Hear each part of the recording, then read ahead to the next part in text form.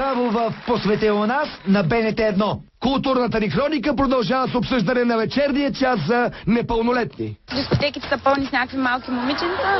Целият час е много зле, защото няма как просто да се прибираме към 10 часа. Да се прибират към 10. Абсурд бе. По това време тинейджерите още не са излезли. Родител на непълнолетно момиче се ядоса, че е глобен и привикан в полицията, защото дъщеря му обикаля заведенията посред нощ. Вие ли сте бащата?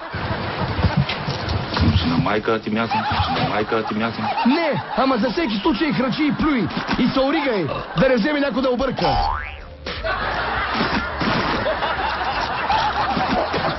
Дете вика, аз за кой акцент? Не, че не са ми толкова вкусни, просто обичам да плюя. А пък на не Радко? Извинявай бе, просто те видях. Аз пък и без Сенко обичам да плюя.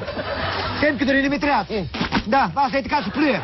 Тия дамца, следните много не запричаха на калеко лето. Ами, бъркате. Той на следвица.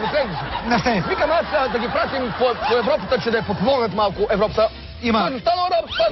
Да ги прати, Рашко, да ги прати. Трябва да ги прати. Ама първо трябва да проверим какво ще е времето. Слобе, пак ли ще вали?